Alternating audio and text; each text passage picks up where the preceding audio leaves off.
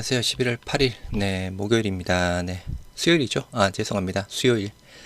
오늘 날씨도 일단 좋는데, 날씨는 좋은데, 일단 날씨 여전히 춥습니다. 감기, 독감, 코로나 안 걸리게 조심들 하시고. 일단 어제 우리 셀트리온과 셀트리온 헬스케어 3분기 호실적이 나왔습니다. 호실적 나온 이후, 당연히 또 정권사들 레포트들이 줄줄이 나오겠죠. 그래서 먼저 한국투자증권이랑 NH투자증권 레포트 소개를 시켜드리도록 하겠습니다. 먼저 한국투자증권의 셀트리온 목표 주가 21만 5천원 합병되면 그죠? 큰 의미는 없습니다.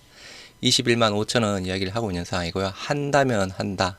말 그대로 한다면 한다. 3분기 실적에서 일단은 보여줬습니다. 영업이익 컨센서스를 18% 상회했다. 이게 또 의미가 크죠, 그죠?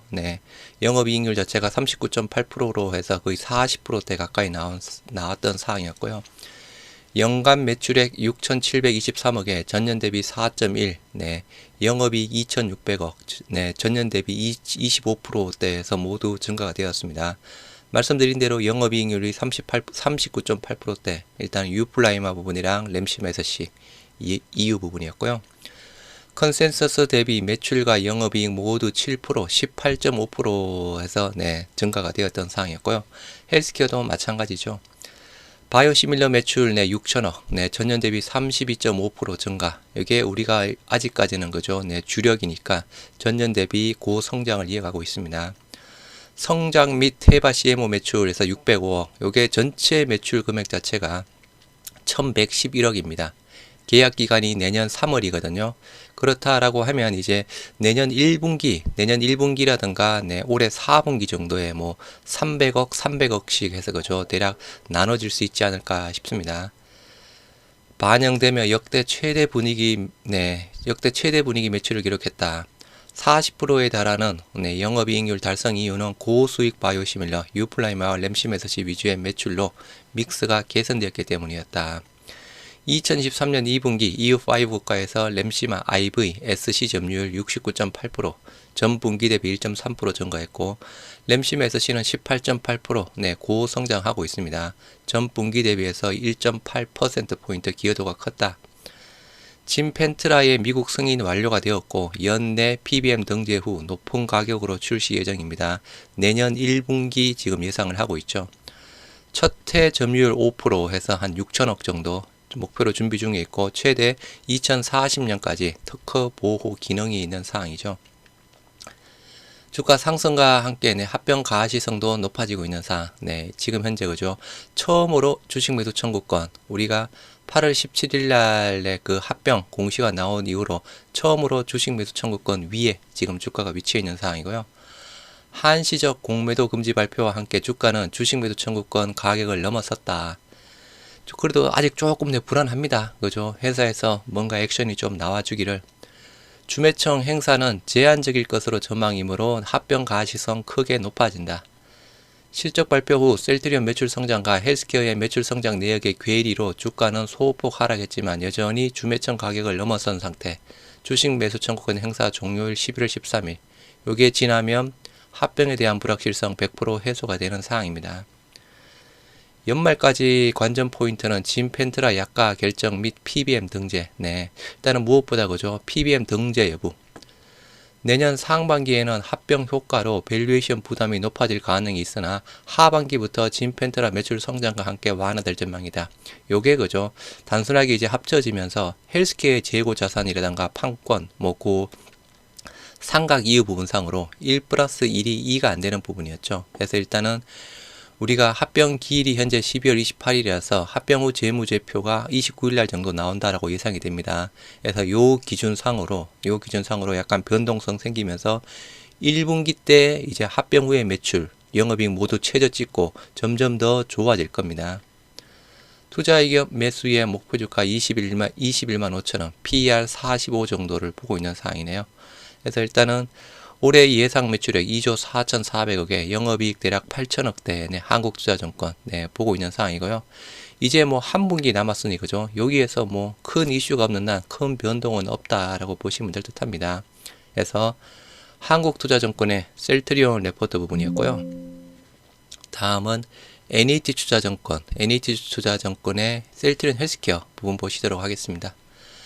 셀트리온 헬스케어, 네, 호실적 기록했죠. 셀트리온과 더불어 2024년 합병법인의 추정치를 상향한다라고 합니다. 일단은 실적이 좋게 나오니 매입 단가 정상 감안 시 호실적을 달성했다. 시장의 우려가 컸지만 8월 17일 합병 공시 이후 높은 상대 수익률을 기록했다. 시장에서 합병 시너지를 인정했다라고 판단, 우려 대비 2024년 실적 선방 가능하다. 합병법인의 실적 또한 상향한다라고 합니다. 본업을 기반으로 한 호실적 기록, 네, 목표 주가 85,000원. 호실적 나왔는데도 그냥 목표 주가 85,000원 유지입니다. 참, 그죠? 좀 안 좋을 때는 바로 떨어뜨리면서 3분기 매출액 6,400억, 전년 대비 30% 증가했고 영업이익은 505억, 전년 대비 마이너스 30%. 요거는 이슈가 될 만한 부분은 아닙니다. 직판 비용이죠. 셀트양 매입 단가 고려 시 호실적을 달성했다. 전 제품 모두 전분기 대비 성장했고 역대 최대 매출 달성했다.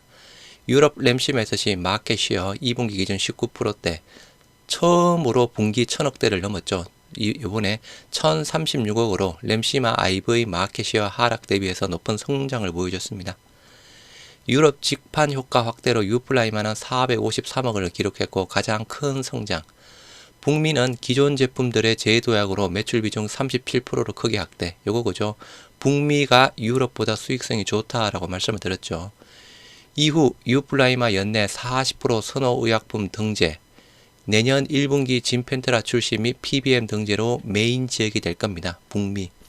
유플라이마랑 진펜트라가 동시에 출격하니 그죠? 물론 유플라이마는 지금 현재 출격이 되어 있는 상태고, 제품 가격이 예상 대비 선방하면서 셀트리온의 매입 단가 정산, GMP, 네, 약간 그로스 마진, 네, 이게 매출 총이익일 겁니다. 매출 총이익 전분기 대비 4.3% 하락. 이를 감안하면 영업이익은 크게 상회한 것이다.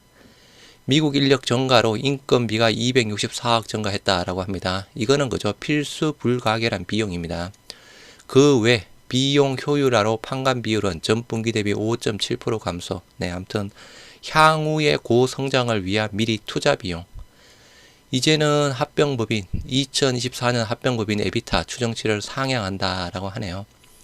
합병법인의 24년 매출 3조 3,150억. 회사에서는 한 3조 5천억 정도 보고 있는 상황이죠. 에비타가 1조 226억. 기존 대비해서 에비타 금액을 1,900억 정도 상향했습니다. 4분기 말 헬스케어 재고자산 감소 추정으로 원가율이 3% 정도 감소. 진펜트라 등 시밀러 매출 상향시켰다라고 하네요. 요 NH투자증권이요, 조금 보수적으로 보고 있습니다. 약간. 셀트리온의 4분기 공급 계약 및 실적은 중요하지 않으며, 그죠? 네, 크게 중요한 부분은 아닙니다. 이제 합병을 앞둔 그 마지막 분기 부분이라서 크게 중요한 부분은 아니다. 낮을수록 합병법인 원가율 부담은 완화되죠. 그죠? 네. 말 그대로 셀트리온에서 헬스케어 쪽으로 넘어가는 그 제품 자체가, 계약 자체가 적을수록, 네, 법인 원가율 부담은 완화. 일단 회사 쪽에서도 잘 하겠죠. 본문에 셀트리온 추정치를 작성했다. 기존 추세대로 4분기를 추정했다. 경영 전략에 따라 변화 가능합니다. 이거죠. 회사가 어떻게 좀 재고 부분을 헬스케어 쪽으로 넘기느냐. 네. 현 헬스케어 재고자산 2조 7천억의 주요 제품을 고려할 것이다. 그러겠죠. 네.